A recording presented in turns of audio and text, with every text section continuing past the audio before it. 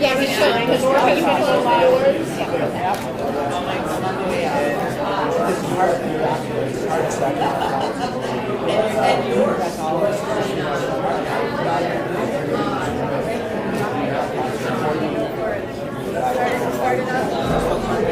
Oh my gosh. Seriously, I'm so grateful for this. All 14. Okay, so is everybody, you guys tell me when you're ready. What's the order? A pen. So you need a pen? I got one. I got one. Okay.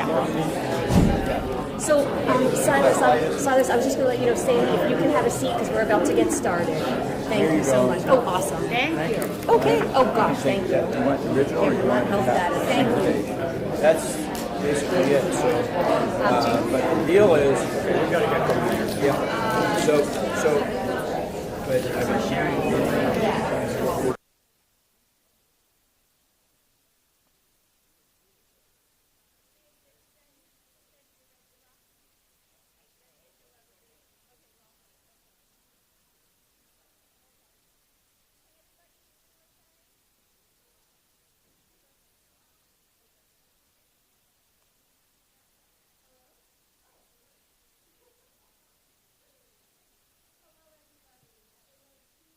Is this too loud? I'll tone it down. Okay. Welcome, everyone, and thank you all so much for being here today. You know, we're so happy to all be gathered in this space. I know this has been a long time coming, decades for some, years for many, and I know we were able to do this last year, and here we are again. And first of all, I want to say, Mary was able to testify! Finally. And of course we wish that they used the opportunity to ask her questions because of her vast knowledge and wisdom around this, both legally and historically. And unfortunately they did not take advantage of the opportunity, but they heard the information and that was on the public record and it can be accessed on the website, and we're so happy that that happened. So thank you so much, Mary. Thank you very much. Thank you for the opportunity.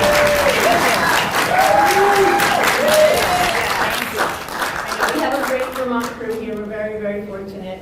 And so we wanted to use the rest of this time here. Obviously, we've got an hour and a half in this room, and we just wanted to highlight, one, some of the key issues coming up on a federal level, and to make sure that we're all on the same page and we understand what's happening, but also really looking at what's happening on a Vermont level. And unfortunately, what we're seeing is this really sort of impulsive, dangerous, destructive response to the federal actions, which we all see as very positive and such a win and such a good direction for health choice and the health of all of us and our families. And unfortunately, our Department of Health has really through the prompting of the American Academy of Pediatrics, pushed this very dangerous H545. And this is a bill that I think maybe some people are aware of. I don't know how much. It just had passed the House. A few of our really strong, good Republicans who took the time to understand the issue did vote no. It's now in Senate Health and Welfare. I'll come back to that because I do feel that it would be good if people are willing, and if this is your thing, to reach out to the Senate Health and Welfare Committee, and maybe through Vermont Stands Up we can send an action alert that they slow down and stop and really think about what they're doing. And we'll give you some more talking points on that too, but it would be great if they had sort of a barrage of information and people who are concerned about this bill. And obviously we can have Mary speak to that some more in a bit. So first I just want to have everybody take a moment and introduce themselves on the panel here. So Sandy, do you want to start? You might need to turn the mic on, yes. What, press the button? It's a clicker on the side. It's a clicker here on the side. You just push it up. Is that it? Oh, you gotta push it up. Yeah, there you go. How about now? Yep, perfect. All right. Probably really don't need this. My name is Sandy Ryder. I'm a physician in Vermont, and I've been practicing for, I don't know. I think we do need it. Up to your mouth. You do need it. Practicing for, I think, 56 years now, and I've been associated with Vermont Health Choice since its inception in about 2012, and it's been quite an education. I first got involved with this issue when my son was born as a parent, as many of you can relate to, and did my own research before computers in the medical library in Burlington, and decided not to vaccinate him, just based on the literature in the stacks there.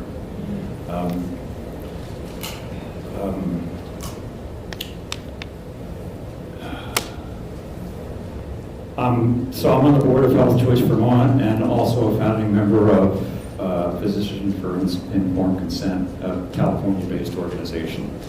And I'm happy to be on this panel. I don't have any speeches, but we'll see how this goes. Thank you, Dr. Ryder, that's great. And then Mary, do you mind introducing yourself? We all know who you are, of course, but please. Well, I'm a Vermont lover, and I met Sandy the first time back when the Vax bus came to Burlington, and Dorian and Heather I've worked with through Health Choice as the Vermont team for many, many years. And I am currently at Children's Health Defense. I'm the president and CEO. I was previously the general counsel, but I've been involved in this movement for about 25 years, which is a long time. And as I'm telling people, you know, from that perspective, we're definitely gaining. I am very optimistic. As hard as it still is, I am very optimistic of where we're going right now. Yes, thank you. And if you guys don't mind, I just saw Representative Nielsen just walked in here, and he's been a true ally. We're very, very grateful for him and all the representatives who will open their hearts and minds to this conversation and believe and support what we're trying to do here. So thank you, Representative Nielsen, and thank you, Mary and Dr. Ryder. And then we also have Vicki, if you want to introduce yourself. Hi, my name is Dr. Vicki Gubenmaster. I'm a chiropractor of 38 years, a Vermonter of 4. I practiced in New Jersey, New York area my entire life. And it's an honor to be here because it's just such a warm, beautiful community. I found my tribe really quickly thanks to Mary. She led me in this direction. And I'm also a chapter leader for Weston A. Price. I'm the New England, Vermont chapter leader for Children's Health Defense. I started MAHA Vermont, so you're all welcome to be part of that. And we have frequent Zoom calls, and I did that to just help us hold on to our community as things were getting a little crazy after Bobby went with Trump. And it's been really powerful and community building. And the final thing that I'm doing now is the MAHA liaison to chiropractors. So it's been a wild and exciting ride, and it's such an honor to be here. And thank you everyone that's here tonight and that's working with us to help make America healthy again. Right. Thank you all so much. And then I also want to introduce, we also have Megan Mansell, who's zooming in to join us, and she is absolutely astonishingly wise and brilliant when it comes to all things masks and why we should never have mandates around them and all of the problems with them. So she'll be talking to us a little bit later. But Megan, if you are there and want to introduce yourself, please do. She's in the waiting room. You have to let her in, I think. Somebody needs to let her into the... Oh, Amy, is Megan still in the waiting room? She can't hear us, so we just sent for Erin. Oh, okay, so we'll come back to Megan, we'll get that sorted out there. Okay, so I think one of the first places that I want to start, and I know that many people are probably sort of up to speed because many of us in this room care a lot and we do our research and we do our homework and we try to understand what's happening. But I do want to direct the first question to Mary with regards to just explaining what is happening on a federal level with the schedule, because as you can tell, our state is freaking out, or at least the Department of Health has been freaking out. A lot of providers, practitioners are freaking out. There's tremendous misinformation, and we're trying to push this through. So if you could just explain that. Yeah, Sure. So, as you know, Bobby Kennedy was the chairman at Children's Health Defense and understands the vaccine issue and cares deeply about it. So what he has done so far in less than a year in office was first to say we have to have a commission, a Make America Healthy Again commission. And that commission first said these are the issues we have to address, and one of them was the chronic disease epidemic in children. And then they came out with a kind of these are the things that we have to address, and basically sort of saying we have to look at the vaccine schedule, we have to do new science. So then there was kind of a lull, frankly, but then in the fall, the first major sort of thing to happen was that Kennedy cleared out the Advisory Committee on Immunization Practices. That is the body of doctors, frankly, and pharma people who advise the director of the Centers for Disease Control what vaccines should be on the schedule and what should be federally recommended. And that's a big deal because once something is federally recommended, 50% of that vaccine is bought by the federal government. It's bought by the Vaccines for Children program, and it makes basically all the insurers will then insure it, and the stock of that pharma company goes up, right? Because every vaccine that is federally recommended and then that gets mandated by the states, we're talking billions of dollars, right? So it's a big financial deal.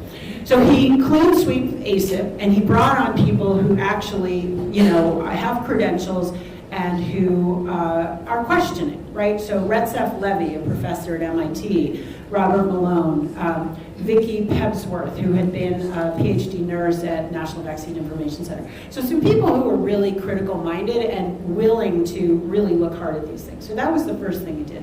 Then the second thing he did last year is he moved the recommendation for the birth dose of hepatitis B vaccine, which from my perspective is crazy. I mean, full on crazy to give a baby a medical intervention against a sexually transmitted disease on the day of birth, right? For which they have absolutely no risk.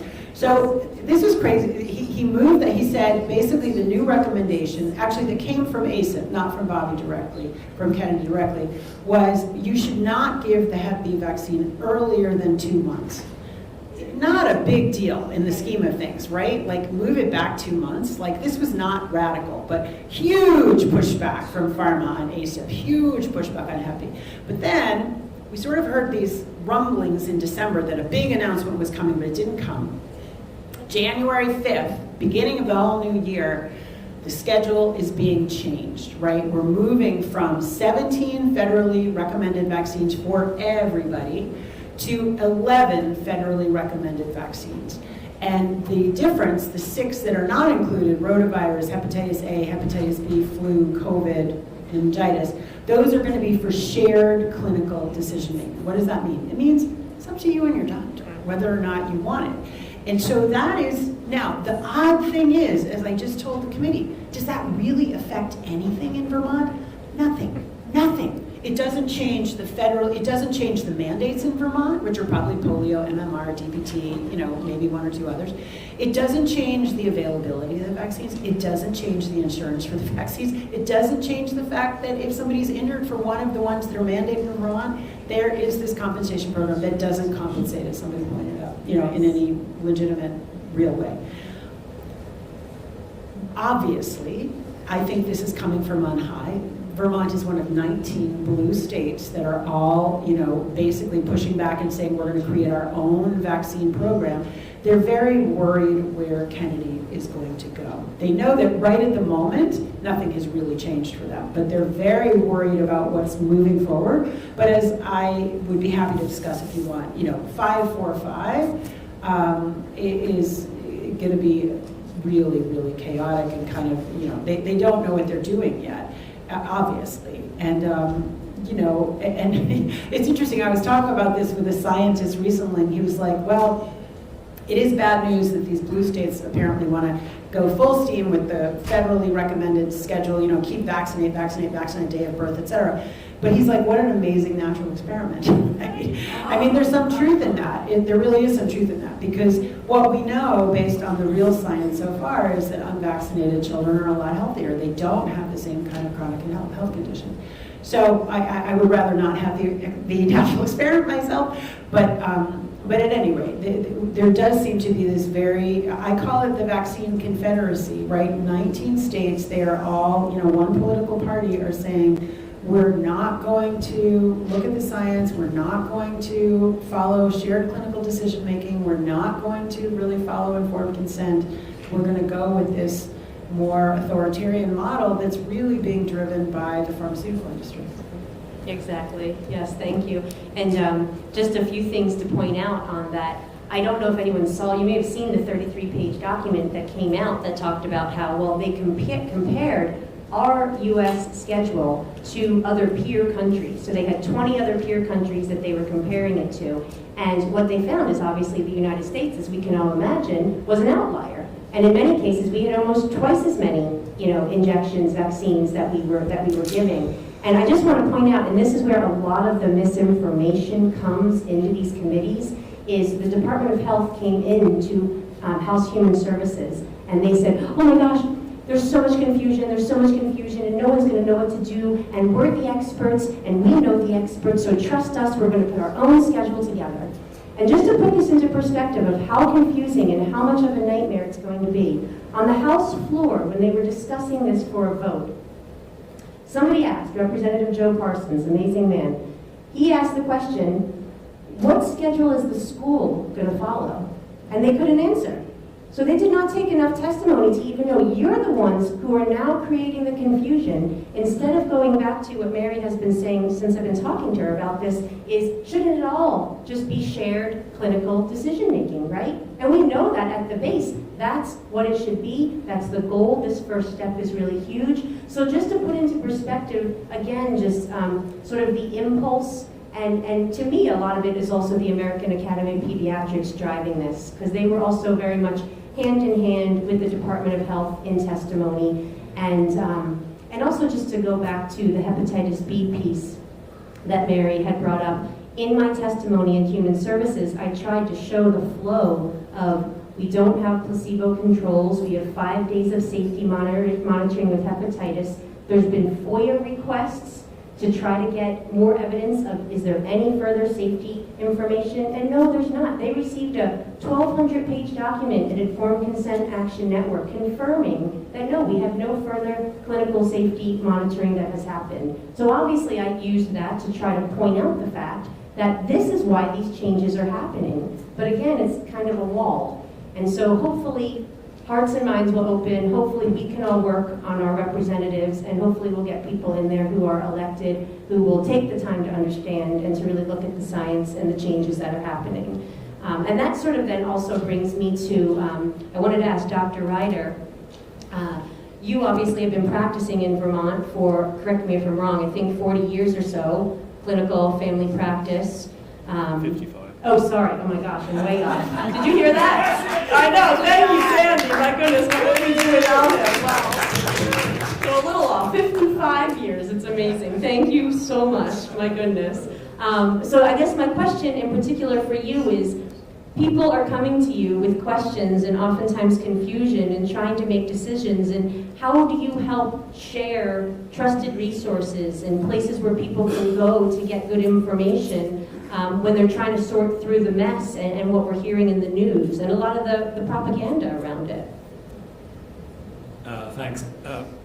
Can you hear me? Yes. Yeah, the whole question on trust is huge in medicine right now. And just to cut to the chase, the only way they're ever going to restore trust, which was kind of wrecked after COVID, is to allow people to make their own decisions and to remove the liability protection from the medical profession and the pharmacies and the drug companies. That's the only way they'll ever get it. Because we're all on a roll now, as Mary has said, and the tide is shifting very fast. I think Rasmussen polls have determined that at least half of the population now is skeptical of vaccines, maybe more.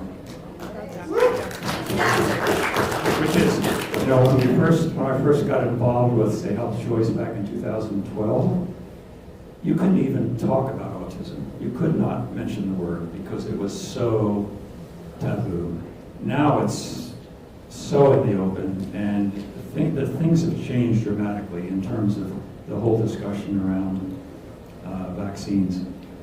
On a personal note, the sources that I recommend to people, they can't rely on public health agencies, and sadly they can't rely on the Vermont Public Agency either.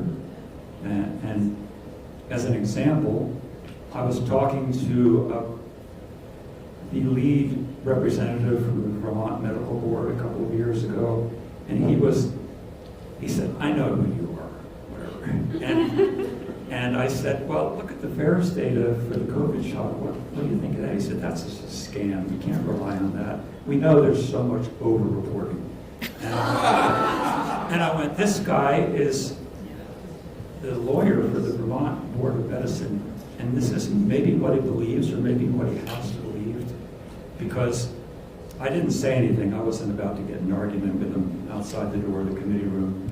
But we know it's the exact opposite, that there's so much underreporting that reactions go unnoticed. And I have to say, I did about 15 years of emergency room work, and I was totally unaware of vaccine injury at that time. I never asked children who came in with a high fever or so forth and so forth whether they just had recent vaccines, and I'm sure I missed a tremendous amount. And I know Sherry Tenpenny, who's a strong proponent of vaccine safety and informed consent. She was a physician, or is a physician in Ohio, and she polled 200 emergency room doctors about whether they knew what VAERS was, and not one of them knew. So I can attest to the truth of that. That's just the way it is. So my chief sources of information are really my patients, people I see in the office. I trust parents more than anybody. And I also trust my own experience more than I trust. I used to love reviewing the Journal of Medicine and Lancet and BMJ, but I've since learned that they're not reliable. So much of the stuff, as the editors of those journals have said, is unreliable, because drug companies pay for the results they want to get. The articles are ghostwritten, and it's not reliable information. So it's very hard to rely on that. I think the most reliable source is Children's Health Defense. Really? Yeah. I imagine your readership, Mary, is grown a lot. It has, but we really are still suffering from censorship. You know, we are downgraded on the Google search engine optimization. We're still off of Facebook's, Instagram, Twitter. Not Twitter, we're on X, TikTok, because we were deplatformed off of everything during COVID. We've been in litigation with the government. We were in litigation always to the Supreme Court with Facebook, which is Instagram and Facebook. But yes, we have a lot of followers, and I do believe that the information we put out is absolutely well documented and credible. We have a daily newsletter, The Defender. We have a daily streaming platform. And I think there are some other great sources as well. I think National Vaccine Information Center is very good and credible. I think Informed Consent Action Network. But as I totally agree with you, Sandy, people can't rely on public health.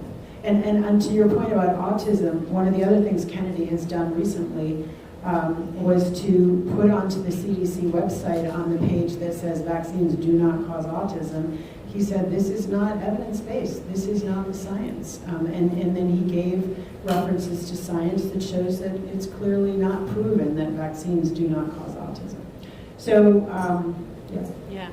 No, thank you guys so much. Sandy, were you going to wrap up there? Yeah? Just a quick wrap up. Yeah. So, a couple of things that can convince people that they shouldn't trust the public health agency is that the Vaccine Safety Data Link, which is probably the largest collection of data about vaccine, I think it's about 10 million patients now, and a couple of million of those are unvaccinated. It would be a simple matter to investigate that data, and it's been locked away even from Bobby Kennedy right now, which is kind of shocking as a citizen. It's true. And Mary probably knows more about that than I do because she's closer to the inside.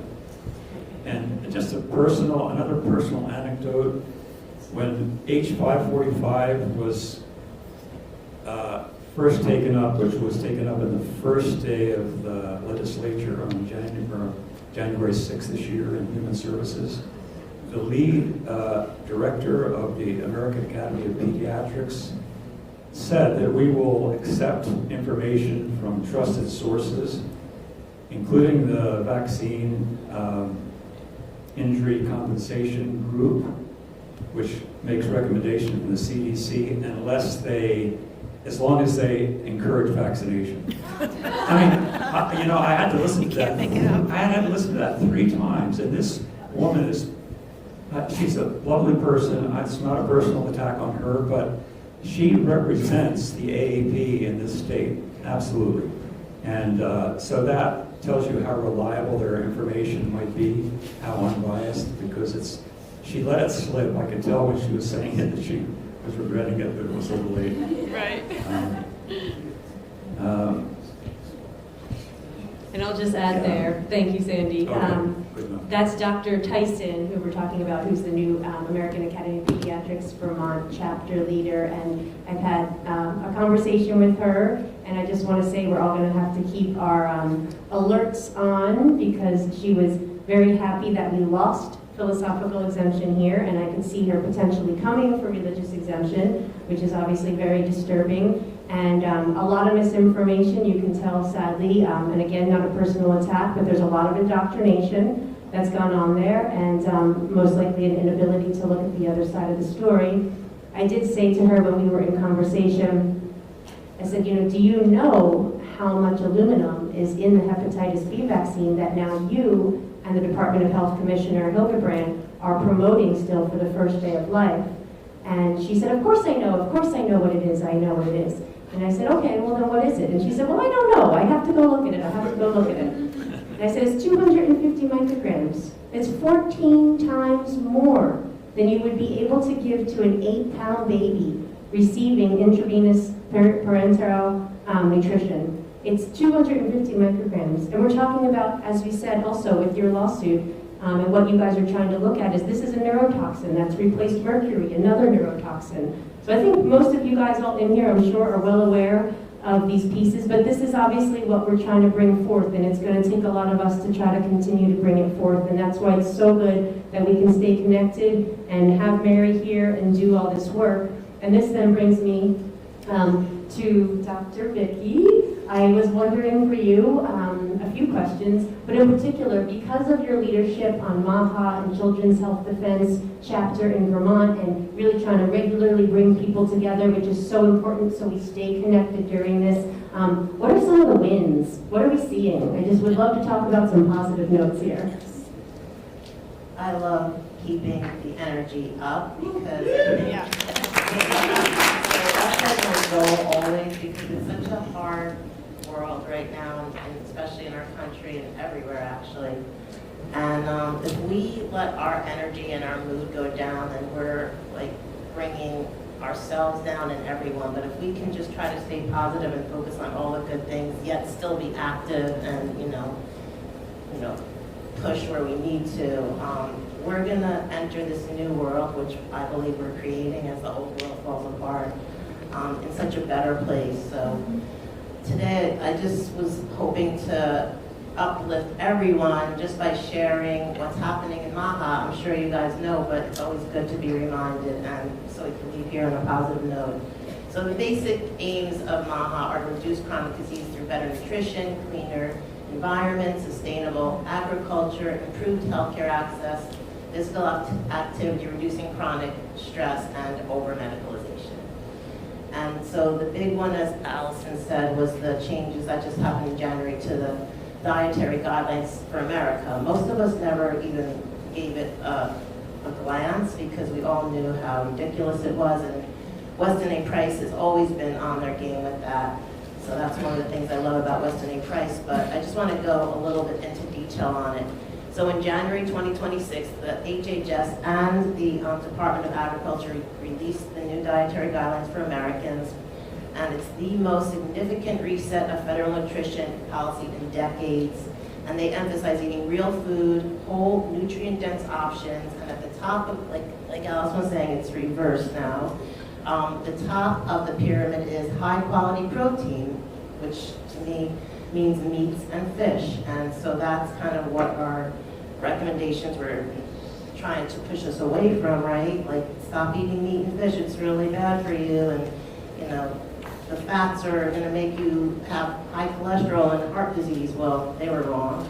So healthy fats, fruits, vegetables, full fat, dairy, and whole grains. And then of course, avoiding the highly processed foods, refined carbohydrates, added sugars, artificial additives, and for the first time, they're explicitly calling out the dangers of certain highly processed foods, advising no added sugars for children under certain ages with limits or avoidance overall. And this is supporting the Make America Healthy Again focus on prevention through nutrition. And this is also influencing federal feeding programs, school meals, which brings us back to Children's Health Day, and broader public messaging, which is really important. So I wanted you guys to know a little bit more detail on that. Another, because we're in Vermont, and regenerative agriculture is how we heal our environment and our food. So $700 million have been in state grants have been put in place to support regenerative practices for soil, water, biodiversity, and farm productivity. And that is great for Vermont. And I can go in more detail on that, but I wanted to focus more on the specific.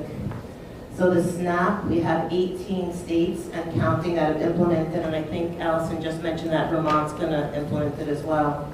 Or advancing restrictions on ultra-processed foods and incentives for healthier SNAP food purchases through waivers. So basically, we've got 35% of the big food chains in America, like Walmart, Hershey, Nestle, General Mills, and others, pledging to phase out artificial dyes and certain additives. So that's the major food industry thing, but the SNAP is different, and hopefully Vermont's going to jump on that.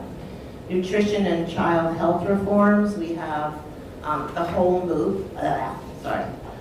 Milk for Healthy Kids Act, which is restoring whole milk in schools instead of skim milk or non-fat milk. Operation Storm Speed, which is improving infant formula safety and options. And just so you know, we had the worst infant formula, I think, in the world before this. So. And then there's $60 million added for nutrition funding for Head Start programs. Addiction and mental health support, they awarded $45 million for recovering housing and established interagency autism coordinating committee. Changes, we did that, okay. And then reforming drug and vaccine regulatory framework consistent with best practices, evidence-based medicine and research.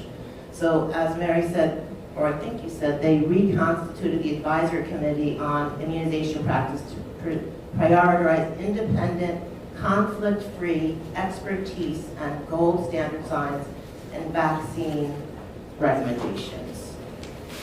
They revised the childhood vaccine schedule from 17 doses to 11, with clinical decision-making for the ones that are not on that, as Mary and Allison mentioned. Removal of COVID-19 vaccines from the routine recommendations for healthy children and healthy pregnant women. New Food and Drug Administration requiring vaccines are subject to randomized controlled trial data showing clinical outcomes for licensure in healthy populations rather than solely relying on biomarkers. Policies requiring new vaccines to undergo safety testing and placebo-controlled trials prior to licensure where appropriate. Expanded national NIH research into vaccine safety and potential injuries, improved data collection and dedicated vaccine injury research programs. Broader pharmaceutical reform, stronger oversight of direct-to-consumer advertising with full safety disclosure and efforts to align U.S. prices with those in other developed countries. And reforms to address over-medicalization, ensure decisions are grounded in the highest quality evidence of real-world impact to protect children and families by prioritizing meaningful measurements of safety and effectiveness. And just one last thing was the Health and Human Services Center for Medicare and Medicaid Services Rural Health Transformation Program. Vermont received approximately $195 million for the fiscal year of 2026, one of the higher per capita awards. So this is under the Working Families Tax Cut Act and the Rural Health Transformation Program, which was $50 billion over 5 years, and Vermont got one of the highest grants. And so what this can do is reflect its largely rural populations and healthcare access challenges Funds can help address hospital sustainability, provider shortages, and rural access gaps through expanded telehealth, chronic condition management, behavioral health services, and provider collaborations. So that's really big for Vermont, and legislators can request briefings from the Agency of Human Services, support regulated state policies, and participate in Center through Medicare and Medicaid and rural health summits to share best practices. So, you know, you can like ask your legislators how they're, you know, getting involved in this, and encourage them to use it for the best interest of the people. So I think I hit the most important parts, and yes, thank you. A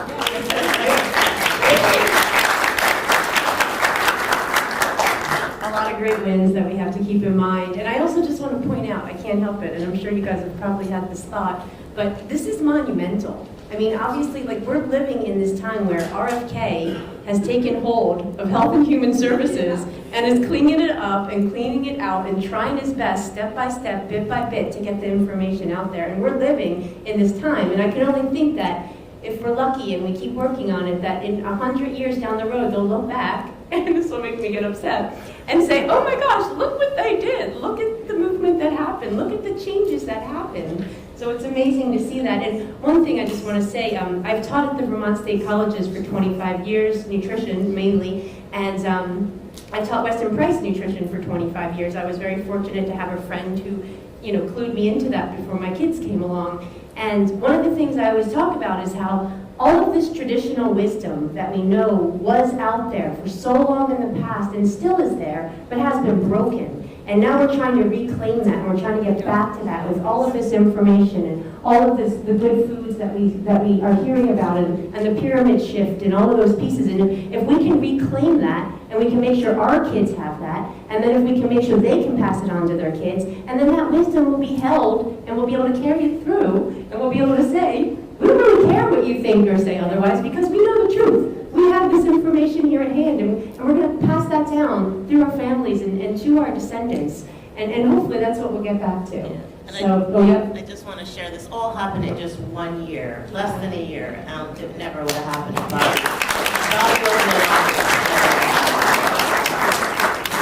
So good, so thank you. Yes, and I was just going to say one other thing here. We've got 20 minutes. I'll do a little bit more, and then we'll take some questions for sure, because I know there's a bunch of questions and info to share.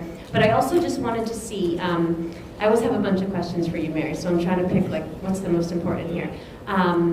So the American Academy of Pediatrics lawsuit, I know you talked about it in committee, but not everybody heard it, so it might be good to touch on that. But then whatever is, you're in there, you're in the thick of this all the time, and traveling and coming to places to do this work and spread the word. You're on the front lines. And what is sort of at the top of your mind and heart for the work we can be doing, or the message, or just any guidance that you might offer? So, guidance, what was the first? The first one was if you want to say anything on the AAP Yes. lawsuit, Okay. right? Yes, I do want to talk about the AAP, and then I want to talk about sort of what I think you guys can and are doing and should be doing. So, so we filed a RICO case against the American Academy of Pediatrics. RICO stands for Racketeer Influenced Corrupt Organizations. Okay. So it's a civil lawsuit. But it's an audacious lawsuit, right? Especially because Vermont and 19 states are saying, we're going to build our vaccine schedule on whatever the AAP says, because they're the experts, right? And it's kind of cool because it's in the same period of time that the AAP is suing Bobby Kennedy right now, right? So they're suing him, and there's a hearing a week from Friday, and they're saying that he's violated the Administrative Procedure Act, but we're suing AAP, saying basically they're a front organization for pharma, and they've been knowingly, intentionally lying to parents and to their member pediatricians for decades, knowing that they cannot say with any certainty, based on existing science, that the vaccine schedule for children has been well tested and that it's safe, and that's what they've been declaring. And we know that they know that that statement is false for a number of reasons, but important ones are that in 2002 and 2013, the Institute of Medicine wrote reports about vaccines because so many families were experiencing vaccine injury and they thought we better look at this. And they said in 2002-13, we cannot determine if the schedule is safe. There is not science that supports that. What would need to be done is a retrospective study looking at the vaccine safety link that has about 10 million records, as Sandy Reader said. Retrospectively, look at the health of the unvaccinated versus the vaccinated. Well, allegedly, the CDC and the AAP have never done that. I don't believe that for a second. Of course they've gone back and looked, and of course they've seen that unvaccinated children are vastly healthier than vaccinated children. And so what they've been doing instead is kicking the can down the road and suppressing the information, vilifying the pediatricians, gaslighting the public, and saying that groups like Children's Health Defense are Looney Tunes, right? And it worked for a long time. Let's credit where credit's due. You know, it's worked for a long time. But especially during COVID, the emperor has no clothes, right? The experts lied about everything, and the public knows that. About Rasmussen polls, about half of all Americans know somebody who died or was injured by a COVID shot, right? So again, I don't think the full truth has come out on COVID at all, and that's something that we deeply care about. But I think that people are a lot more skeptical than they were. And so this lawsuit against the AAP is filed in Washington, D.C. It's in federal court. It's going to be, all of pharma is going to come to AAP's rescue, and it's going to be, hard fought. But what we can hope for is that we get support, so we get past the motion to dismiss, right? AAP will definitely say, oh, these people are wacko, just dismiss the complaint. There's nothing here. Racketeering, AAP, how could you even allege, right? That's going to happen. But I believe that we will get past the motion to dismiss. And then we would get into civil discovery, right? And we would get to see the emails that go back and forth. It's interesting right now, the Epstein emails that are coming out, we're starting to see there's been a lot of talk between Jeffrey Epstein and Bill Gates about the WHO, about vaccine, about pandemic, So I think that AAP emails and inside internal reports would be pretty interesting because we're using, as the basis for our racketeering lawsuit, we're using the case against Philip Morris, which was big tobacco. Right? So basically, we are alleging that AAP is analogous to the Tobacco Institute, which is basically like this facade. It's just a front organization for pharma. And so what we're alleging is that the AAP used the wires and the mails to send out reports, to send out the Red Book, to send out the Pediatrics magazine, to send out emails to all of their 67,000 pediatrician members. They used the mails to perpetrate a fraud. They said that the schedule was well tested, knowing absolutely that they had no basis to say that. And I think it's got legs, you guys. I think the lawsuit has legs. And what can you do? Well, it's interesting. So I went to go see Bobby Kennedy in his new office, which is like, it's not a very nice building. It's not nearly as nice as this. The Hubert Humphrey building in DC is sort of like the new brutalism from the 1960s. It's a really ugly building, but it's a big office. It's very impressive. And I said what you're saying. I said, Bobby, what do you want us to do? We're on the outside. What do we do? And he said, focus on the states. That's what he said, because that's where you are where real change happens.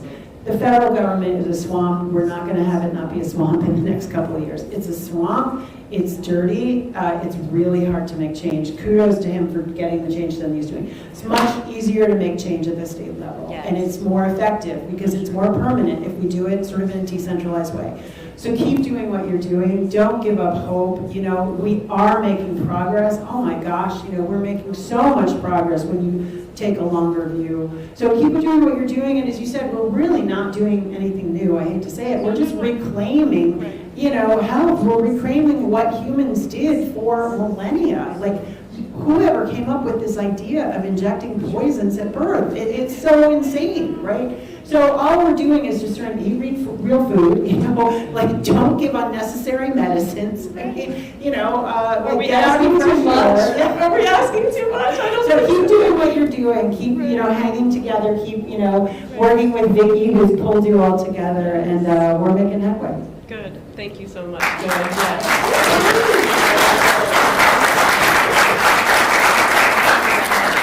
Oh, yes. So the other thing I just want to say, just so people have a sense of when you've taken the time, like I'm sure everyone here has, to dive in and really see research and get the information and try our best to understand what has happened and where we go from here.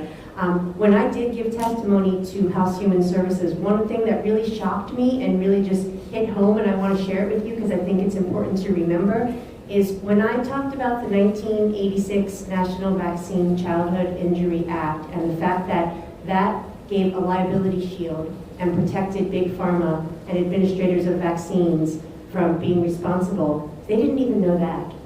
So that's sort of the learning curve that we're at. They were then focused, what do you mean? What are you talking about? That's so wrong. Is there a law to change that? Literally, that's what I was asked. So it's like, okay, there's some federal action, and then also some states are trying to take some action. So just so we also remember to have that compassion and understanding, and even thinking about what you said, Mary, with we've got these 67,000 pediatricians who've trusted this AAP, who are, I'm sure, very good people, but haven't really taken the time.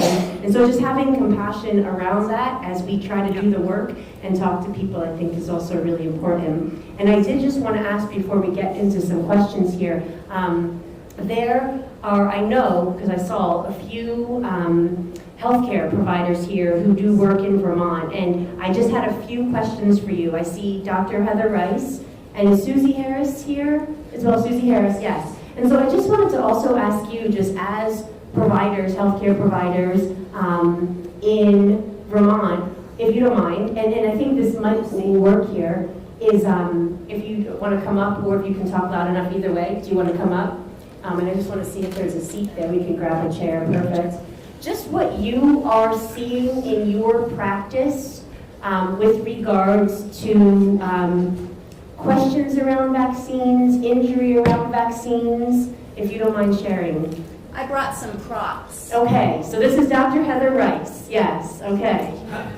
I brought Raggedy Ann. This is my... I can't hear you. Oh, wait, you might have to turn it on underneath. Okay. Is it on? Oh, yes, Yeah, you're good. okay. Yes, thank you. Can you hear me? Yes. A little closer, a little closer. How about now? Yes. Not sure. Keep going. Can you yeah. hear me? Yes, yes. All right. This is my mother's Raggedy Ann doll. And I don't know if you know the story, but Johnny Gruelle was the father who had created Raggedy Ann back in the early 1900s. And he was inspired by his daughter, Marcella, who was vaccinated against their parents' wishes at school. And she was injured and became floppy like a rag doll. And then he found this in his mother's attic and created the whole thing, but it was all, and his daughter died in 1915. And so a bit of Americana that vaccine injury is not new, and yet so many people don't know about it.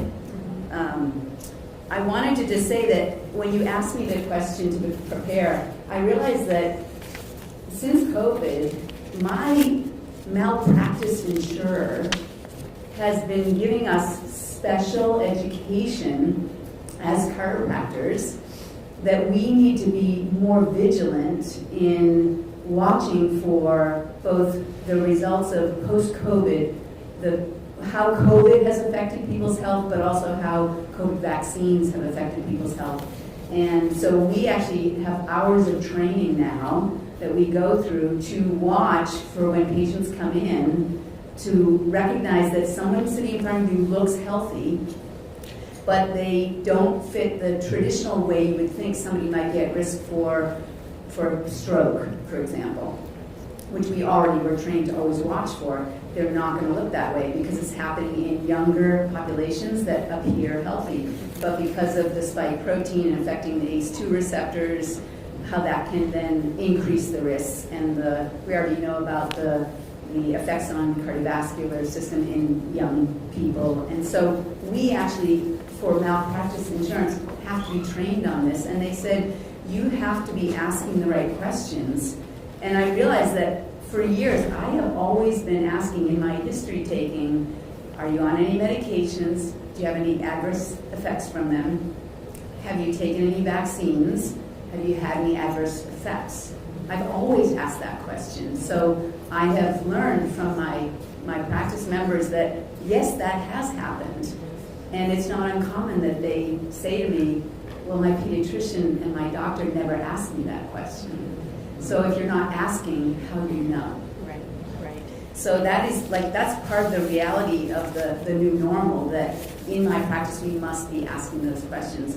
But historically, yes, indeed, I have seen vaccine injury over and over, and I do help people with that by helping them to just rebuild their health. Right. So Good. No, and thank you so much for sharing. this is a book that Oh, I yes. have found has actually been very useful when patients are asking me questions. And that's by Paul Thomas. Thomas. Paul Thomas's book, and the piece I find most useful is at the end there's an appendix, and it just has a very simple statistic on the appendix C and D, vaccine side effects, and it lists the likelihood of death from all the different vaccine-related diseases. You know, what's the chance of dying from a vaccine injury for that disease? Right. And then there's, right next to it is, what's the risk of dying from that disease? Right. Oh my goodness. And it's shocking. It's dramatic. So Yes. for parents that are trying to weigh the benefits, Yes. just showing them that. Right. You And know, fortunately, so many really amazing books have been coming out that hopefully parents are, seeking that information as they make these decisions. So thank you so much. Yeah, you're welcome. Thank you, Dr. Rice.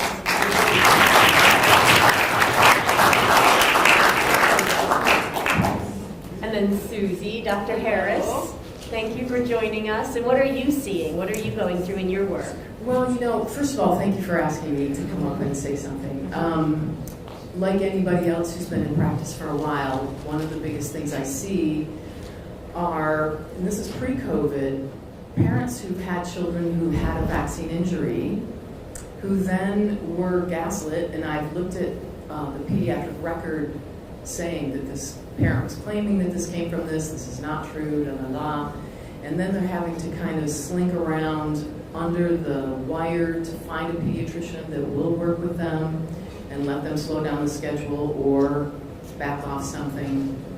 I've seen children come into my office because I do chiropractic, but I also do a lot of naturopathic work involving, identifying underlying issues that are keeping health from coming around. A lot of that is chemical toxicities and things like that, and I do have a vaccine kit that I use for testing for this stuff. And, children coming in after their 2-month wellness visit, losing eye contact, no longer mimicking sounds, facial expression droops and things like this, and pediatricians telling the mom, well, no, that I'm sure you thought they were mimicking sounds, but they were not. And so to me, the informed consent and the sovereignty to choose is so basic, and I don't understand, I'm very much interested in understanding how it is that it's an oath to first do no harm, and it's also legal informed consent. It's illegal not to give it. As a chiropractor, I have to inform you that 1 in a million chance I could give you a stroke with my neck adjustment. It's extremely rare. I also have to tell you we can break ribs, we can cause disc herniations. It's never happened to me in 26 years, but I still have to tell you. I also have to tell you that if what I'm telling you doesn't jive for you and you'd like to choose something else, I have resources for you to go look at another way. PT, pain management, acupuncture. I could lose my license if I don't tell you that, and then I hurt you. So where is it that the other colleagues of mine are getting away with not having to do that? The parents who had their kids injured, I've not had anyone not recover in my office, but we don't know about later. Right? Gut health problems, asthma problems, skin problems. Where is their representation, the main thing I've heard them say is they didn't know. They weren't told. It's on the inserts. You're supposed to say, here's the risk, here's the benefit, here's some other options. Right. So for me, I've seen parents have these issues, and not just parents, since COVID, adults coming in with gut problems, this pain across the liver, bile duct, pancreas stuff, the increase in cancer. How many people in here know somebody who died suddenly, unexpectedly? And if you talk about it, you're gaslit and you're made to sound crazy. So I would say, with the work I do, I'm also doing a lot of detoxing the spike proteins for people, because I'm seeing mental fog, gut problems, liver enzymes, cardiac issues, all the things we know.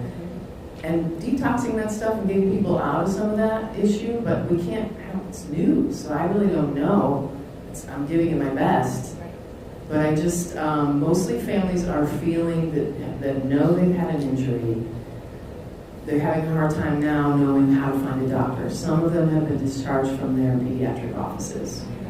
And they've also been, if they go to a hospital because the kid hurt themselves and something's going on that they need medical attention, when they answer the question that they're not vaccinated, they get treated very differently. I'm not saying anything new for this crowd, but I just feel I'm so grateful for what we're doing, and I just am going to stay boots in the ring and keep talking to people and giving them resources, because it's heartbreaking to watch the fallout of not being given informed consent and the sovereignty to choose and the respect of a human being to be in charge of their kid's life or their own body's protection. Right. Thank you so much. Yeah. Thank you.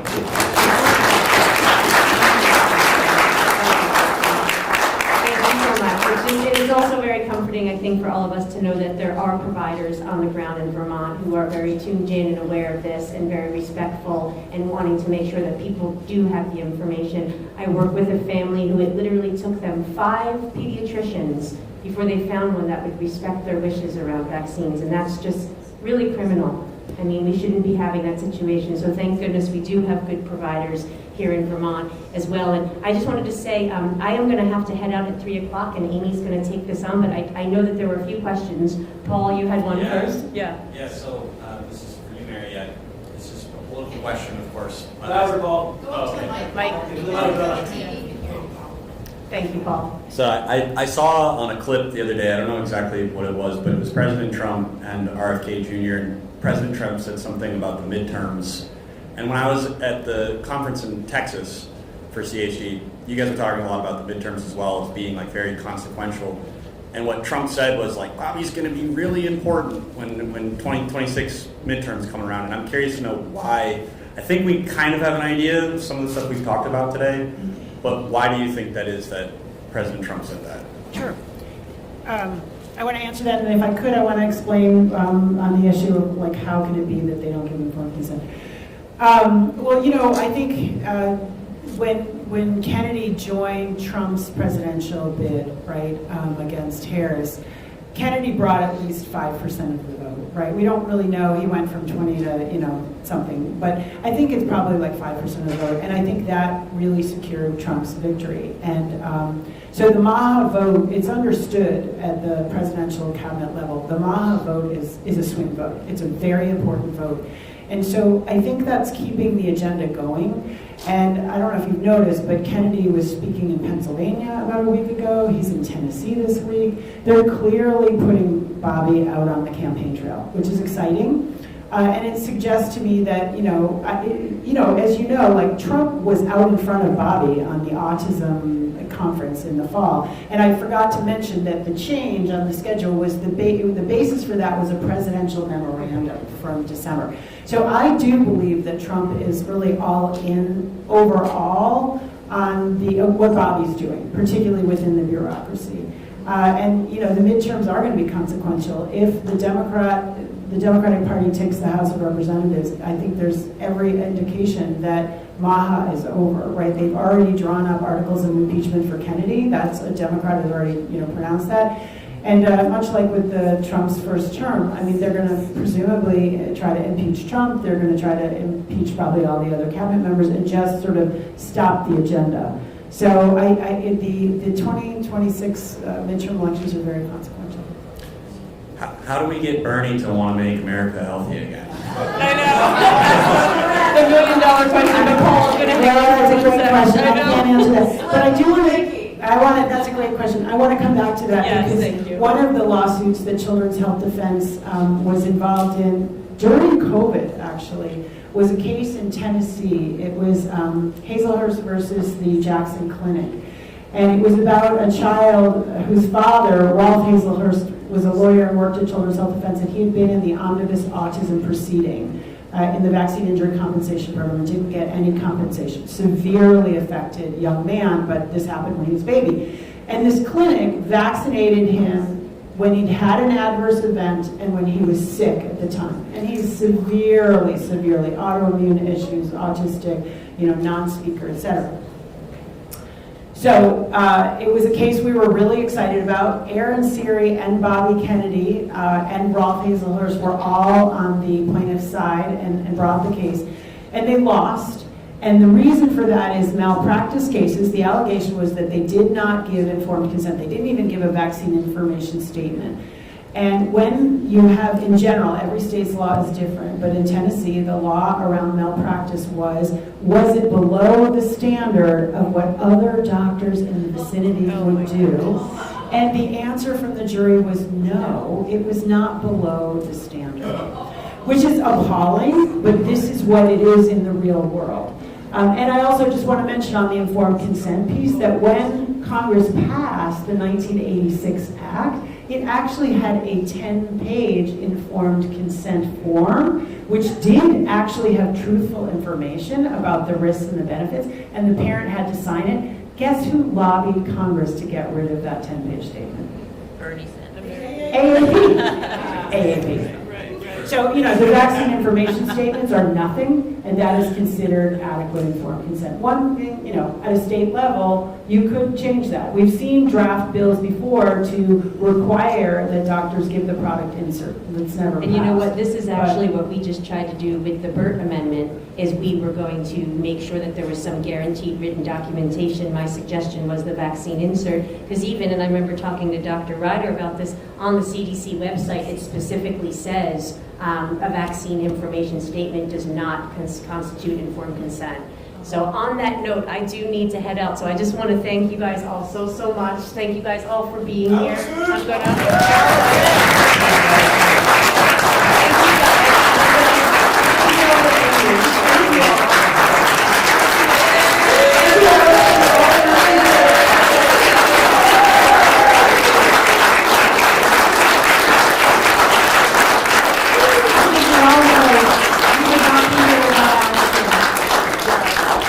Everybody's so grateful. Thank you guys so much. We have 1.5 hour left. And my name is Amy Hornsglass. I'm director of Vermont Stands Up. And I'm just going to introduce, we have a guest who is attending virtually here. And we're going to hand over the mic to her for a few minutes to explain her area of expertise. And I just have to say that Megan Mansell is my hero.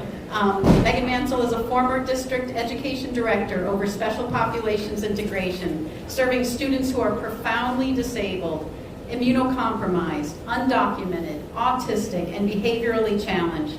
She has a background in hazardous environs PPE applications. She's experienced in writing and monitoring protocol implementation for immunocompromised public sector access under full ADA, OSHA, IDEA compliance. She's been writing and speaking about the dangers of masking children in schools for the past 6 years. She's written for the Brownstone Institute. She's written an article entitled Masks Were Unethical by Design. I encourage people to read her writings on the subject. She's also written a book called Accommodating Chaos, Correcting the Course of a Plague of Disinformation, which advises schools on alternatives to masking. And so we invited her here for the Vermont Forum to assess the respiratory hazards of masks, which we held in Burlington in 2023. And the main reason I organized that event was so that Vermonters could hear from Megan. She also was a speaker at the Frontline Doctors Industrial Hygiene Multidisciplinary Support Summit in 2022. And Megan addresses why every mask we see on a child is completely unregulated, untested, unsafe, with zero efficacy, fit, term of wear, or medical clearance standards, zero. And that's a direct quote from Megan. That is my favorite quote in the world. And so thank you for joining us today, Megan. Thank you for having me. I think I was supposed to introduce myself a little, but I think you summed it up. There you go. I wanted to start by saying that this all began with good intentions, because if you know and you spend a lot of time around medically vulnerable and immunocompromised individuals, this may come as second nature to you, but I don't think that's the case for most people. So I really think this started out with people thinking they were helping by jumping on the bandwagon. Well, we need to be doing something and wearing something, covering your face while everybody else can see that, oh, you're trying to be a part of the solution. The problem with that is we went with some incorrect details about the specific pathogen very early that have now all been proven to be incorrect, instead of exhausting the hierarchy of controls, which means looking at specific mitigation measures for a specific hazard, as is common practice in medical settings, as is common practice in anything requiring PPE in the industrial hygiene world. So at first we were told, okay, well, we need hand sanitizer, and that this will fall in a 6-foot arc, and it's droplet, and it's a fomite issue. And now we know that's not true. And not only is that not true, but the methods that we push not only instill a false sense of security with those that this was all meant to protect, but it also exacerbates the issue. And I have some photos I like to share every time that I speak with anybody, because I think it's easier if you see it. Like, if you see the person most likely in contact with the novel pathogen breathing a focused plume of their exhale emissions over your testing materials at a test site. Now, you don't see a lot of valve-invented respirators anymore, but they were very common at the beginning of the pandemic, and this was always a particulate behavior issue. So with any pathogen that you're looking to correctly mitigate, you need to know particle size, minimum effective dose, the particle to PFU ratio, which is plaque forming units, how much of the material is actually infectious. You need to know the output by during peak transmissibility of the person who's infected, and the term of viability. Does it remain alive and able to infect somebody on a surface or airborne, and for how long? And what is its method of transmission? Because with an airborne pathogen, this specifically was about a pathogen that was 0.06 to 0.14 microns, which is, when you look at a sunbeam in the morning light and you see little bits of dust flying around, what you can see with the naked eye is 50 microns or larger. So we're talking really, really, really, really tiny particulates that don't settle or fall in an even arc. They remain aloft and accumulate over long periods of time and remain viable for hours and even days, as this pathogen COVID has been shown to do. So we got all the details wrong, and in doing so, we instilled societally a false measure of protection. And so for me, if I'm writing accommodations or integration methods for a truly medically vulnerable child who has, a laundry list of issues. You have to be incredibly specific and accurate about the methodology which you're claiming to protect this medically vulnerable individual, because otherwise you're just having them play make-believe when it could legitimately impact their life. It's not a good thing. I understand that everybody wanted to be helpful and wanted to be seen as being helpful, but we're really long past establishing that these methods not only didn't work, but exacerbated the issue. I was part of a study design where we sampled masks from school children throughout the day who were given clean masks at the beginning of the day, and then they were run through a mass spec lab to see an absolute laundry list of dangerous pathogens that the children had picked up and had directly in front of oral and nasal mucosa for the duration of their day. While also, another thing that I had an MD take before a medical review board was a study design that we were going, and this was kind of to underline that every single mask you have ever seen on a child is unregulated, untested, and unsafe. And if you think about on a given school day, what a child is asked to do if wearing a mask, if you took that and applied that as a medical study, you can't even have it as a medical study because it's so clearly hazardous to the child. It's an unregulated assessment. The child's had absolutely no medical clearance. There's no consent arm.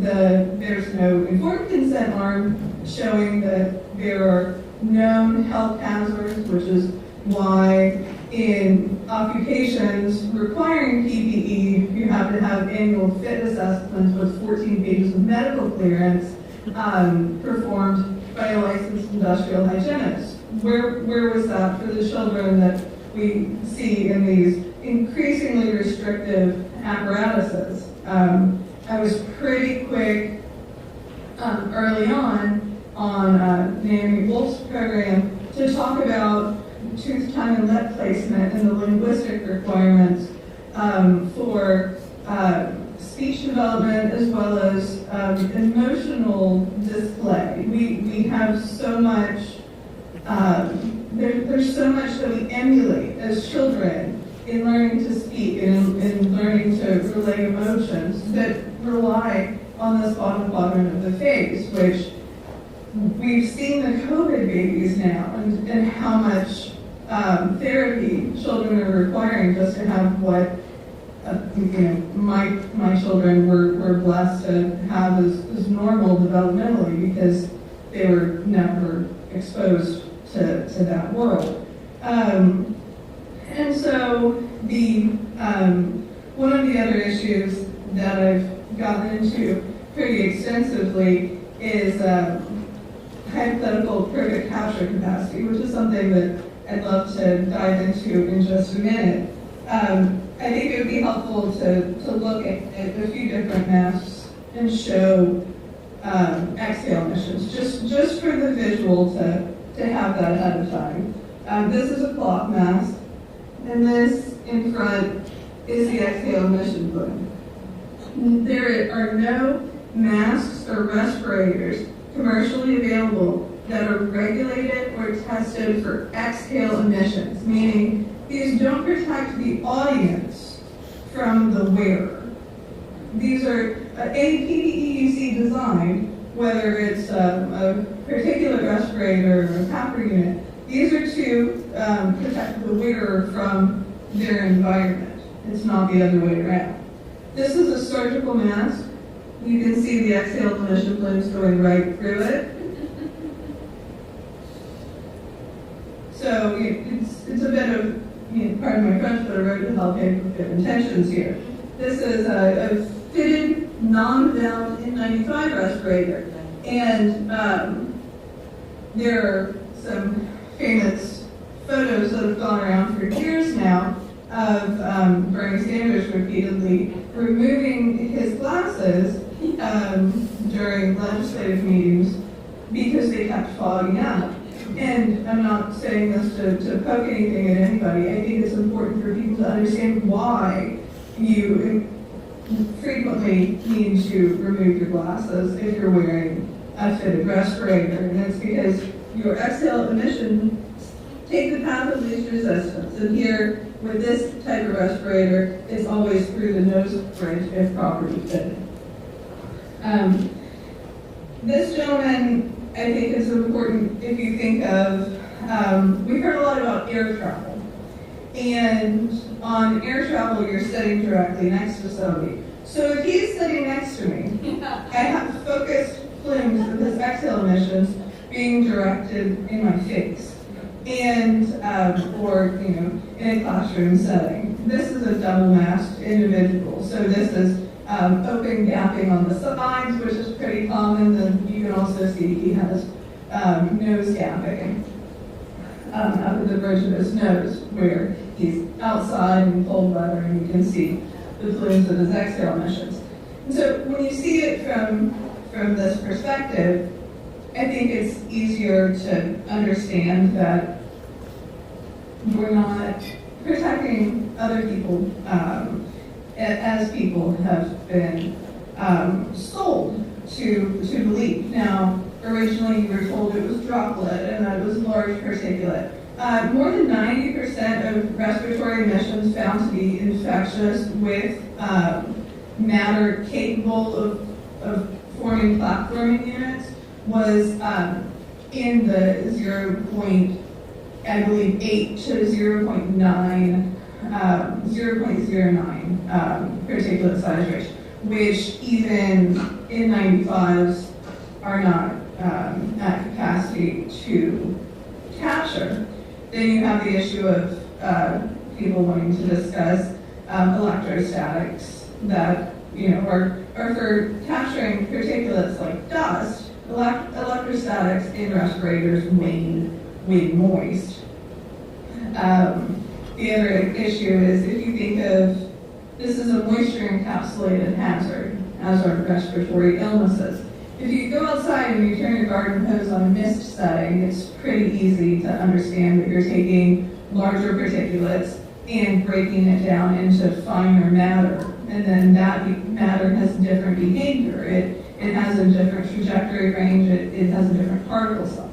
So when you are emitting wet matter through these masks, and the greater the fit, the greater the pressure that you're creating when you exhale in them, what has been shown many times in subsequent studies is that you're aerosolizing matter that otherwise would have been in larger droplet particulate, and you're taking things that would have fallen in a more predictable, 6 to 10 foot arc, and you're sending it into the atmosphere of something that accumulates over time. And it's really an environmental mitigation issue where it was taught as in a widespread manner as something that was a personal decision and a personal responsibility. We've never expected children to keep their environments sanitary in classrooms, and children are not notoriously sanitary creatures. So we did study their masks. You found, absolutely filthy things like fecal matter, and children are, you're required to wear this. So if you drop it in the bathroom, they just put it right back on their faces. And there have been some really horrific lawsuits that have come out of the practices of what children have been exposed to. Severely disabled children. I helped with accommodations in Wisconsin for a boy who, and there's an article I wrote called Life in a World on Mute. And it's a boy who only spoke sign language and lip read. Nobody in his classroom spoke sign language, and all of his caregivers were masked. All of his peers were masked.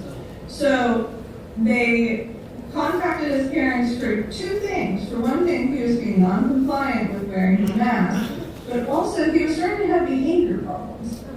And that's because he couldn't understand anybody. Nobody could communicate with him, and they were more concerned about him, not wearing a mask than the fact that he was sent to school all day and couldn't understand anybody.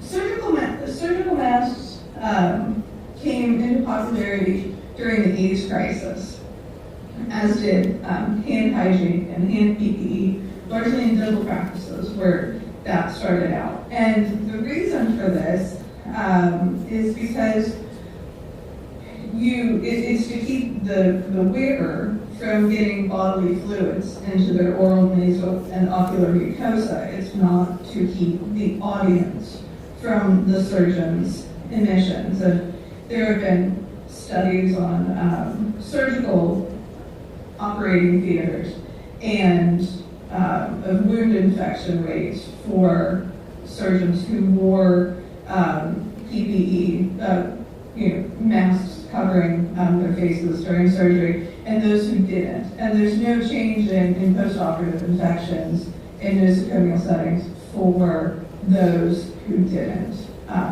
wear masks. Thank you so much, Megan. Yes, thank you. And folks listening, the next step that we're going to be working on as Vermont Stands Up, one of the next steps is to encourage the House Committee on Healthcare, which just heard from Mary Holland, to hear from Megan Mansell, because we have our mask bill 393 sitting on their wall. So if you guys can help me encourage them.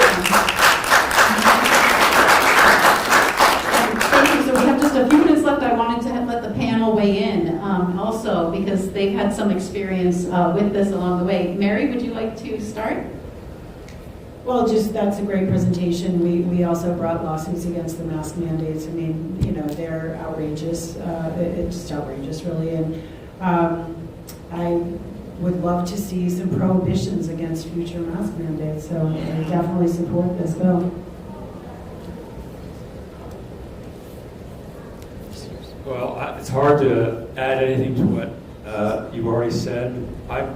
In my own practice, wrote I don't know how many exemptions for mask mandates, and some were accepted, some were not. But I understand the problems with masks for sure. They've never been shown to be safe. They don't protect against aerosolized tiny particles. It's such a stupid issue, really, in my opinion. Just have to read the package insert with the mask that tell you it doesn't work. So. Hi. When I was working during COVID and with my patients, and we were, I think as chiropractors, we had to mask, right? I don't even remember. I try to block that out of my mind. And I'm a really good not follower of things that I think are stupid. So I just remember letting my patients, when they came in, I let them, when the door was closed, masks are optional. You want to wear them, wear them. If you want me to wear them, wear them. But no matter what, I could not work on my patients because I couldn't breathe. And I felt like I was going to faint when I was working on them. So luckily, when they were face down, I just did not wear them.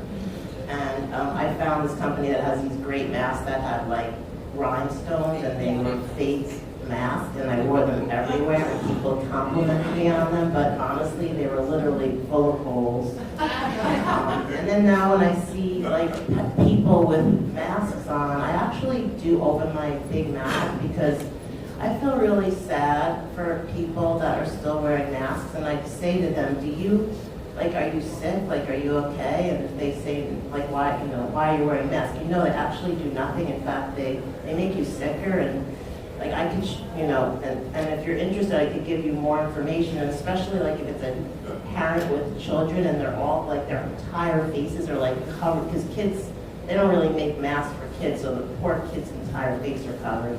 And these are the same people that now, these young people, you see them, some of them, they're like, this is their security blanket at this point. And it's such a shame for me to see that, because that's just not a kind of life that you want to live. And God knows what's breeding under those masks, and when they're wearing them every day, like their skin problems and just their health in general. So yeah, masks are absolutely, and from what I understand, viruses, if you believe in viruses, they're so tiny, they go through that like ridiculous, it doesn't do anything, absolutely nothing. So if anything, it's just hurting everyone and making us disconnected as a society, which is the last thing we want to do. So that's my piece. All right, so we just have 5 minutes left, but I want to, Rob, you've been waiting. Let's have you come on up. Can you come to the mic and ask a question here? Yeah. I wanted to ask a question to Mary and Vicki about the partisanship. You talked a little bit about the Republican Party.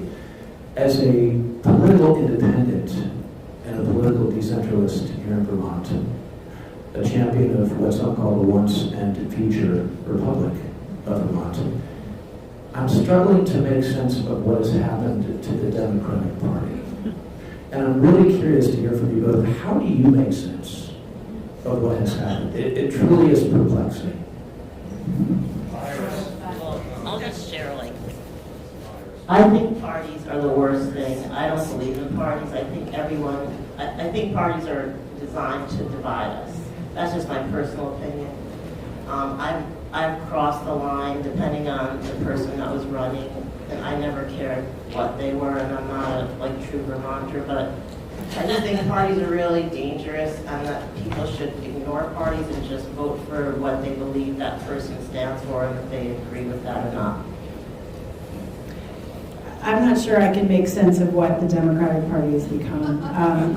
Kennedy ran as a Democrat and then became an independent, and there have been no more scathing, vicious critics of Kennedy than the Democratic Party. And I think, both parties to a great extent have kind of devolved into tribalism. And it's like they follow the leader, and whatever their party says, it's very disheartening, frankly. So I wish I could explain it. Okay, John Clark, and I'm sorry, Heather, we're just calling on people who haven't had a chance. John, did you want to? And then Debbie was next, and if we can go kind of quickly with these next two questions, that'd be great. I'm not a chiropractor, so I don't know how I'm doing here. But I really, actually, this is perfect. I'd like to address this issue because it also relates to what Paul Bean asked, while trying to be a smart aleck at the end, I think. MAHA has not united Americans over vaccines. They remain divided. But when it comes to food, chronic disease, healthier food for our children, our military, our hospitals, Americans agree. And what I'm enjoying, because I work with MAHA every day, all day long, for Bobby Kennedy, well, every day that we have him with us as a leader. It is uniting people. I actually work with Democrats. I'm a Republican. I'm not ashamed of being a Republican. I have to pick a tribe. And I'm trying to get Republicans to toe the line on MAHA. That's my job. Not to yell at Democrats, but to persuade conservatives that you can't talk the talk and then not walk the walk. And you don't have much time left with the EPA, what it's doing. So what I want to say is that I'm working with Democrats all the time. And we may not agree on Israel or ICE or transgender freakiness, whatever. That's me as a Republican. But we can agree on food. Right. We can agree on cows that are well treated, grass-fed, with good fats, no antibiotics, no hormones. It's a winner. So if we stick with that as Americans, regardless of party, and focus on policies that make our children and ourselves healthier and reduce the healthcare costs and help people not need Wegovy or insulin, it will pay for itself. And we have a food crisis that's pending. That's a plug for my next book. And it's going to get worse, and food inflation is going to get worse. So how do we bring down the cost of food while increasing the quality of food? That means shrugging off 100 years of horrible industrial agriculture.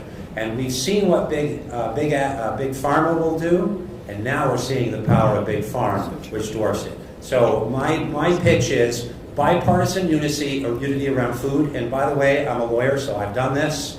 If you and I disagree on pick an issue, but we can agree on cows, on grass, and not being the climate culprits, I am a Lorax. I speak for the cows. And once we find our humanity or our bovine connection, then I might actually be able to talk to you about something else so that you can actually understand my perspective about abortion or ICE or something else without demonizing me, and vice versa.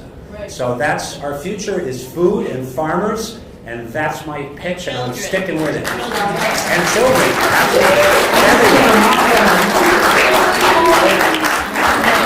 And thank you, Megan, and thank you, Mary Holland, so much for finding time for little old Vermont, the little brave state. Yes, thank you. Thank you. What is your name? Because I was hoping to read your work. You sound interesting. You sound interesting too. But I know who you are, so I'll email you. My name's John Clark. I have another book coming out called The Coming Food Crisis with Skyhorse, Bobby's publisher. Great. And then my May book is called Welcome to the Revolution. And it's about unifying Americans behind food and what Bobby stood for. What Bobby was about throughout his campaign was chronic disease caused by a compromised food system that values profit over human health. That remains our winner. Yep. Thank you. I started out in dietetics and nutrition and biology, so you're very interesting and right at my alley. Tell my wife.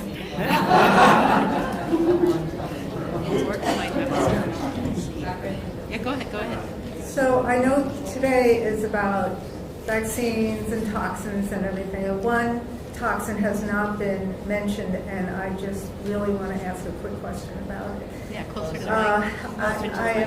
Closer to the mic. Oh, There you go. better? Yep, Okay, that's good. should I start over? No. Okay. All right, so I'm beyond appalled about what's going on in the world, really, and especially in this country, regarding EMS and self-performed towers. The whole wireless radiation thing is totally out of control. Nobody seems to be overseeing FCC whatsoever. And I just would like your take on what you think, because I know that CHD is doing all kinds of things, but in terms of the bigger picture, what do you have, and can you say anything? Yeah. So Children's Health Defense absolutely agrees with you that electromagnetic radiation, electromagnetic freezing is a huge issue, right? We're already going from 4G to 5G. They're talking about 6G, 7G. They're talking about human batteries. They're talking about trying to be able to station this right now with the new rule out of the FCC, be able to station towers and antennas anywhere, any place, no local control. We are strong advocates opposing that. We won a decision in the Court of Appeals for the for the DC Circuit in 2021 saying, FCC, your health guidelines are non-existent. You have to come up with some better rules in this, and they've done nothing. So we are engaged on many different levels in this fight, and I can assure you that Bobby Kennedy gets this. He was involved in that lawsuit in 2021. We're fighting on a lot of levels. So there was a notice of public rulemaking by the FCC on this, trying to basically do away with any local control. We had thousands of people submit comments to this notice for public rulemaking. We've submitted those to the FCC. There's also, we're involved in litigation around challenging the 1996 Telecommunications Act that disallows any opposition by local groups on the basis of health. We've got a big campaign of 100 groups called 704 No More, Section 704. And we're on it in ways that are more opaque. But we absolutely agree with you. This is a huge issue, in part because it's really a part of a growing control grid, right? I mean, why do we need 6G? Why do we need 7G? This is really about a level of human radiation and control and arguably weaponization that's very, very, very deeply concerning. So we're with you. We're doing everything we can. I invite you to come to Children's Health Defense. The electromagnetic radiation program is a very strong one, and we have the best litigator in the country in that area. And Miriam Eckenfels, who runs the program, is very strong. Yeah.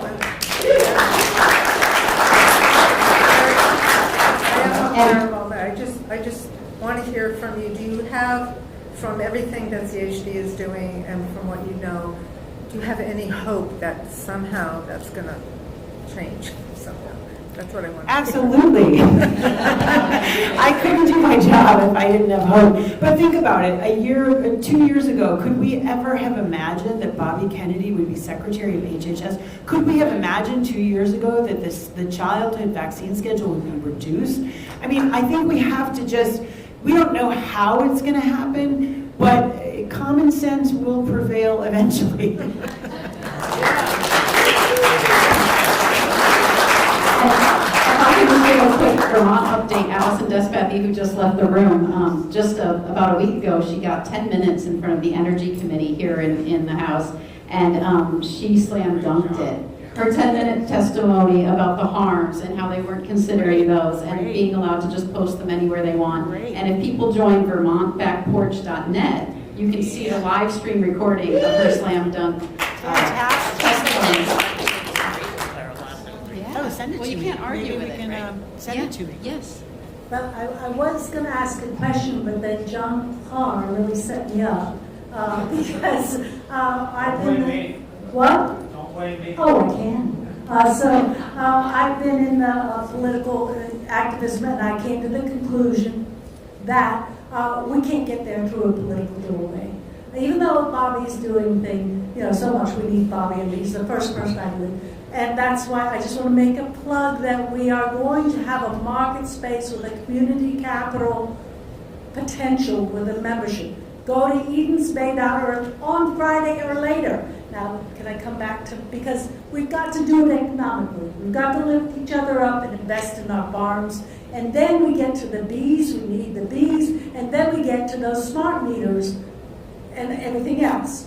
So one of the things that I've noticed, and I'll be real quick, is we're not using our constitutional acumen. People aren't knowing their constitution. They don't know that they have a defensible right to life, and they don't know how to apply it. So that really bothers me, that people are waiting for attorneys to do it for them when you got to come back to the highest law in the land, which says our rights are not coming from government. It's very clear. It's not complicated, and they all their statutes, everything has to abide by that. And a lot of them don't. A lot of them aren't even positive law. Let me come back to my question because I've got a bunch of time, and I respect that I take too much. So, about the hearing today, and I spoke to the lady right there, and I asked her. I said, did you refute the claim that they haven't had safety testing? And she said, well, I'd like everybody to say what they need to say. So it became clear to me that she thought it was a lie, that there were no safety tests. So my question is, how can I get her that information? I thought about that, and I think I should add a slide there from the product insert for several vaccines. So for the hepatitis B, for example, it was tested for 154 days on children up to age 10 with no control, right? I should have probably given some examples from the actual product inserts where they'll say, like, for instance, the hepatitis B was no control. But I could have given better examples. The human papillomavirus is tested against just the thing without the antigen, but it contains aluminum. To prove to people who are skeptics that there is no, this is an uncontrolled experiment on our children. I could have done a better job on that. I realized it with that audience. We can help. Yeah, so every product, you don't need any help. Just go to a product insert for the measles, mumps, rubella vaccine. Go to the product insert. Just look on the internet.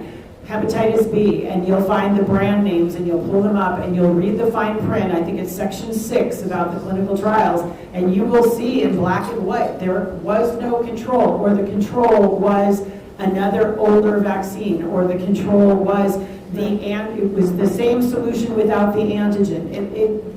I'm not making it up, but I get that she thinks I am. I need a PDF. I can send it to you. So send it to you. We can all no vote problem. these people. No problem. With that piece. Yes, please do. Okay, thank you. That's what I wanted to bring up.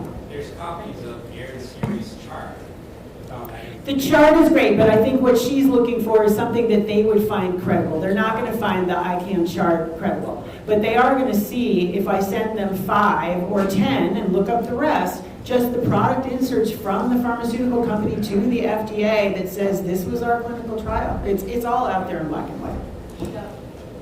Yeah, Rob. I just wanted to mention one more resource. And Mary, maybe you could speak to the new film from ICANN about the Henry Ford study. I just watched it. Yeah, it's good. Yesterday. It's very powerful. Yeah, it's a great film. It's about the fact that ICANN, Del Bigtree, and Aaron Seary found a mainstream doctor at the Henry Ford Clinic in Michigan and said, hey, would you do a serious vax-unvax study on your patients? And the guy, to his great credit, said, yes, I'll do it. And he did it. And then the results showed what we would expect them to show, is that the unvaccinated children were much healthier. And so he basically, although Zervos had promised them at the outside, I will publish the results, he would not publish them because correctly he understood that it would be the end of his career, much like it was the end of the career for all of these doctors who've spoken out. So he didn't publish it. So it was brought to the attention of Senator Ron Johnson. Senator Ron Johnson, in a recent hearing, made that study public. And Del Bigtree had been doing filming about the putting that study together and interviewed other scientists and doctors and made an important film. And I think it's a very important study. It's a very important film. There are other medical groups around the world that are now trying to replicate the Zervos study. And we understand this is the big lie, right? And we know the history of the big lie from, Nazi Germanism. It's easier to tell people a big lie than little lie. We can all relate to white lies. We can't relate, how could people tell a lie about vaccines, telling them that it's safe and effective when it's killing and maiming children? But, that's the big lie at the bottom of this. Right. Oh, go ahead, Diane. Last question. Very quick. I so appreciate all of what everybody's been doing and saying today. When I came out of that meeting, the earlier meeting, and saw that people were not making eye contact with you, Mary, they had no questions to ask you, and they saw all of us around lining the room, and I thought to myself, they're not going to listen. They're not listening. Or perhaps they're listening, but the bond of loyalty to the party line, to the trance, whatever you want to call it, is so powerful. Yeah. So to the point, the suggestion is that we now go to the Senate and work our committees there. I have no idea how to approach senators with any more clarity than what you provided. I can't imagine being more clear, more concise, more precise, more professional. But if you can't elicit some interest, what can the rest of us do? How do you have a power that I don't, right? I mean, you can connect with. Well, listen, just the fact that they might not have made eye contact or they didn't ask questions I did specifically want them to take something back, right? And it was filmed. So, it doesn't mean they didn't hear me through half an ear. I think that there were a few reactions that we were talking about with other people. There were a few reactions where they were like, I didn't know that. I could see from their facial expressions like, oh my God, right? 90% of the budget is chronic disease, right? 7% of the kids in Vermont have asthma. 12% are obese. I could see a few times, I got through to people. Listen, you may not win this one. That's a reality. But you have a power that I don't, which is you can get together with the friends in the district and we'll vote you out. We are your constituents. But I genuinely want to sit with one or two of these people and ask them really directly, what is creating the resistance? You have great resources here with Vicki and Amy and Allison. You have an amazing team here to go with you. You have an amazing team. And I don't know that they're going to tell you the truth. What seems to me is happening, this is coming from pharma. this is, 19 blue states didn't just all suddenly wake up and say, oh, we're going to have to take action against these actions of Bobby Kennedy that have no effect on our state. They didn't do that. This is all coming from pharma, which essentially seems to have bought the Democratic Party during Obamacare. They won the party. And then look what happened during COVID. So I don't think this is indigenous, and I'm not sure anybody's gonna tell you that. They're gonna say, well, the AAP, they're gonna say, we trust our doctors, we trust our pediatricians. We have to take the long view. We have to, what's the alternative? Right. What's the alternative? I agree. And I will do it. And anybody who has any ideas about, and I love what you said, John, about, and I think this is true, to look for what we know we agree on, because we've got to do an end run around the sort of paralyzed, frozen state. And I've thought about using the food analogy actually in the vaccine space. You could try this, but it's like if we gave seafood to 1,000 people, one person in there might be allergic to seafood, right? Perhaps from a vaccine injury, but that person could die, right? And have anaphylactic shock. We would never think of forcing, or some other food first, lactose. There are people who are lactose intolerant, right? There are people who are gluten intolerant, they have celiac disease. We would never think of compelling people to eat the same thing, right? And they could be seriously medically injured or die. Anaphylactic shock is a real thing. And yet we think we can inject something into people with all the adjuvants that they have, and it's going to be safe for everybody. It's insane. And the 86 Act law says it's not going to be safe for everybody. It's going to kill some people. How do you deny that? I think making the analogy to food is valuable, because look at all the restaurants. Are you gluten-free? Do you have any allergies? What do you need? What do we need to know? It's so commonplace, right? And that is related to vaccines, most likely. But milk allergies, gluten allergies, seafood allergies, people can relate to that in today's world. And so then, making the analogy, but you think it's okay to mandate somebody to get all these shots? It doesn't, it doesn't make sense. Right. Appeal to logic. Got it. Thanks.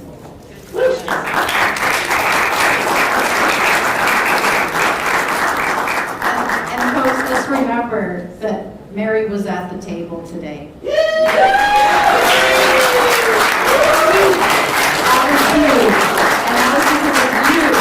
guys reached out to all of them, and our wonderful representatives like Representative Taglavia, who are willing to speak up and stand at a podium today and say, masks are children.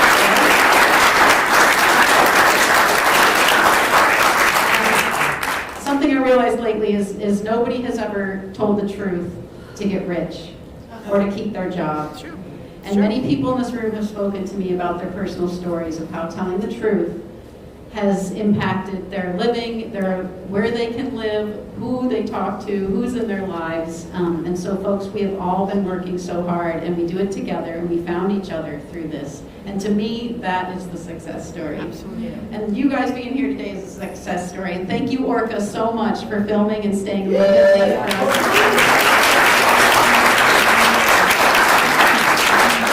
Hello to PhD TV out there and Tessa, who made this happen on international internet. So thank you folks for coming today. Stay in touch, there's more to come. Thank you.